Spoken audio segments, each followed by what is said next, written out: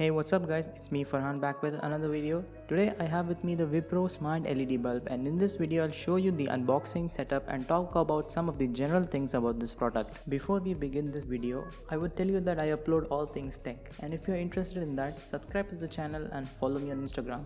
And now let's head on to the video. I bought this LED from Amazon during the sale days, and I'll put up a link in the description if you want to know the price. We'll unbox the product now, and there's not much in the box except the LED and some paperwork and support for the LED inside the box, and that's it. The LED fits in a B22 socket, and you people should check the socket where you are going to place the LED, since there are different socket types to fit this in. Socket types like E27 and B22 are available, and you should buy the LED which fits into the particular socket type where you are going to place it in. Once you have figured that out, you place the LED in its socket and follow the instructions which is given in its paperwork.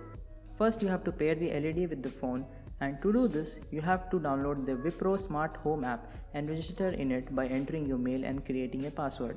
Select Add Device and select the Smart LED option, then turn on and off the LED 3 times. Doing this, the LED starts blinking and enters into a sort of pairing mode.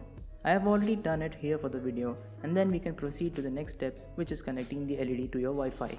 You can connect the LED to your Wi-Fi through the app. The app asks the Wi-Fi name and password, and once you have entered that, it starts to find the device and does the rest of everything on its own. After this process, the LED is successfully connected to the phone, and you can control what the LED can do through the app. It's printed on the box that this LED can give out 16 million shades of color, and it's difficult to differentiate from the naked eye all the colors, but it has some awesome interface where you can change the color of the LED by tapping or dragging your finger on the color you want. You can also change the intensity or the brightness of the LED with the slider below it. There is also a slider below which changes the hue of the LED, which I didn't find much use for. Other features include turning off and on the LED with the app, placing a timer, and scheduling for turning on and off the LED.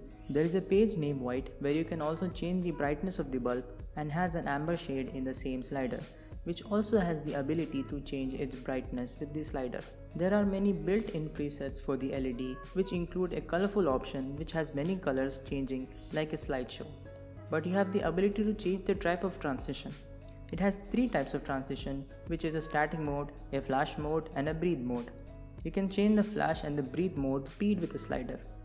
There are also many other modes built in like a night mode, work mode, leisure mode, etc., with each with its own setting, which can also be changed to your preference.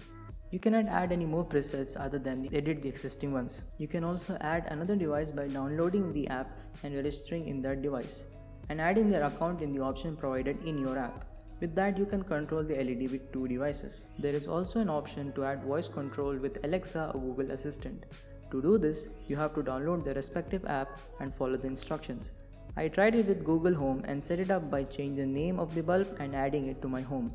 Once it has been linked with Google Home, you can control the LED with your voice, like turning it off and on and changing the color, and also changing the brightness of the LED. There are also tap to run features and automation features. With that, you can set the bulb up to conditions such as change the color according to the weather of your city or send you a notification when the color of the LED changes. You have to enable permissions for locations for the app for that.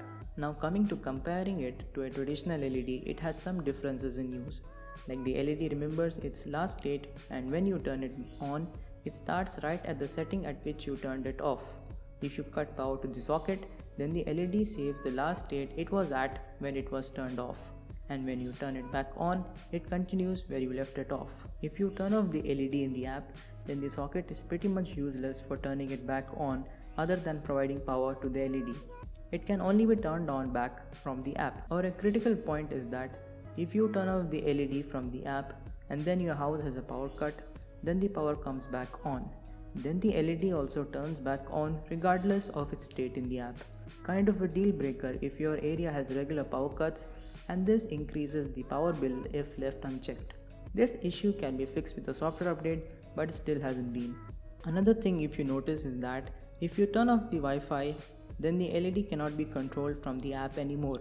It will just turn off and on with your socket switch.